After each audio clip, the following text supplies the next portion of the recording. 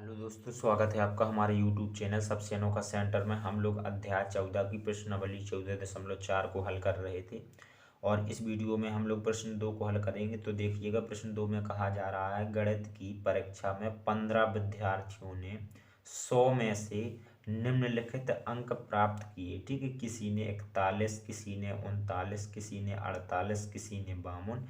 इस प्रकार से हमें आंकड़े दिए गए हैं 15 विद्यार्थियों के। ठीक है, कहा जा रहा है इन आंकड़ों के माध्य माध्य माध्यका और बहुलक ज्ञात कीजिए। ठीक है, हमें तीन चीजें निकालनी है, माध्य माध्यका और बहुलक। ठीक है, तो चलिएगा स्टार्ट करते हैं। सबसे पहले हम लोग माध्य निकालते हैं। तो माध्य निकालने के लिए सबसे पहले माध्य या माध्यका या बहुलक तीनों में से किसी को भी निकालना है। तो सबसे पहले तो हमें आंकड़ों को क्या करना होगा, आरोही या फिर अवरोही क्रम में व्यवस्थित करना होगा। ठीक है, तो यहाँ पर हम लोग आंकड़ों को अवरोही क्रम में व्यवस्थित कर लेते हैं। ठीक है, आरोही या अवरोही दो में से किसी भी क्रम में व्यवस्थित कर सकते हैं। ठीक है, तो यहाँ पर लिखेंगे अवरोही क्रम, अवरोही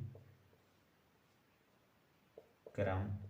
और यहाँ पर हम लोग आंकड़ों को अवरोही क्रम में व्यवस्थित कर लेते हैं। तो यहाँ पर अवरोही क्रम का मतलब है घटता क्रम। ठीक है, तो सबसे पहले हम लोग सबसे बड़ी संख्या लिखेंगे, फिर हम लोग उससे छोटी संख्या लिखेंगे, फिर हम लोग उससे छोटी संख्या लिखेंगे। सो इस प्रकार से हम लोग आंकड़ों को अवरोही क्रम में लिख लेंगे। ठीक है, 60 के बाद यहाँ पर 54 आ जाएगा, फिर 52 आ जाएगा, 52 दो बार है तो यहाँ पर एक बार और आ जाएगा, फिर 48 आ जाएगा, फिर हमारा 46 आ जाएगा, और हमारा 42 आ जाएगा, 41 आ जाएगा, 40 आ जाएगा, और 40 एक बार और भी है तो एक बार और आ जाएगा, और फिर हमारा 39 आ जाएगा। ठीक है, सो इस प्रकार से हमने दिए गए आंकड़ों को अवरोही क्रम में यानी कि घटते क्रम में लिख लिया। ठीक है, सबसे बड़ी संख्या फिर उससे छोटी यानी कि घटते क्रम में हमने लिख लिया। अब हम लोग निकालना स्टार्ट करते हैं माध्यक। ठीक है, सो माध्यक निकालने के लिए हम लोग क्या करते हैं, यहाँ पर माध्य के लिए हम लोग एक सूत्र लिख देते हैं, माध्य। सो माध्य बराबर होता है हमारे सभी पदों का योग। ठीक है, माध्य बराबर सूत्र क्या होता है, सभी पदों का योग, पदों का योग, और बटे में पदों की कुल संख्या, पदों की कुल संख्या।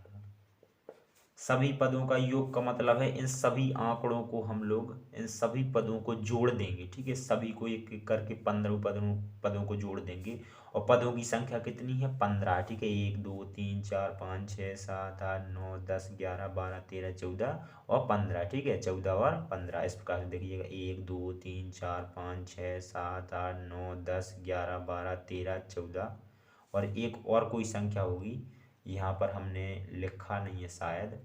यहाँ पर जो है 52, यहाँ पर देखिएगा, यहाँ पर 52 यहाँ पर दो बार लिखा है, तो यहाँ पर 52 एक बार और भी है। ठीक है, तो यहाँ पर हम लोग लिख देंगे 52 एक बार और यहीं पर।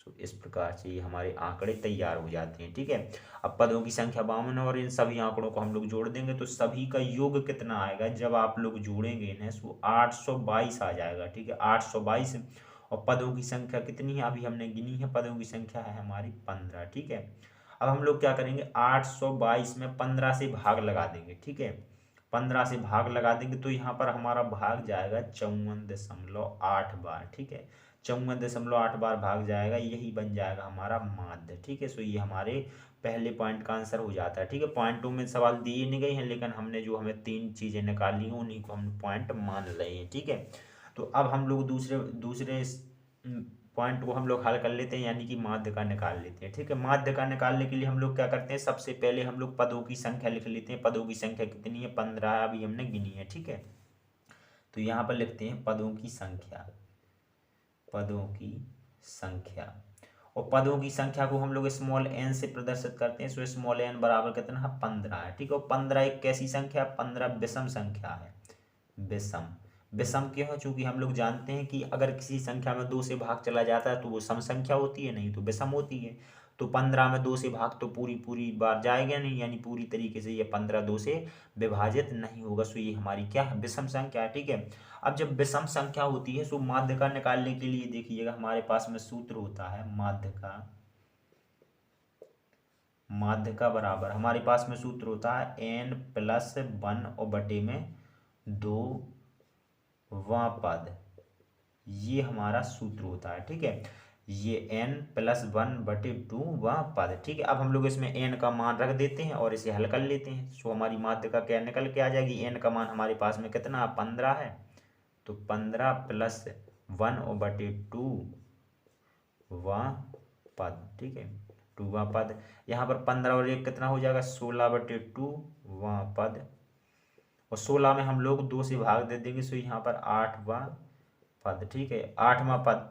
अब हम 8वां पद ढूंढ लेते हैं, जो हमने अवरोही क्रम में आंकड़े लिखे हैं, 1 2 3 4 5 6 7 और 8। ठीक है, यानी कि 52 हमारा है 8वां पद। सो ये 52 हो जाएगा हमारी माध्यिका। आंकड़ों के लिए माध्यिका क्या हो जाएगी, 52। सो ये हमारे दूसरे पॉइंट का यानी कि माध्यिका का आंसर हो जाता है 52। ठीक है, अब हमें तीसरा पॉइंट क्या निकालना है, बहुलक निकालना है। ठीक है, सो बहुलक निकालने के लिए हम लोग क्या करते हैं, बहुलक निकालने के लिए हमने जो आंकड़े अवरोही क्रम में व्यवस्थित किए थे, या फिर इन आंकड़ों में भी बहुलक को देख सकते हैं।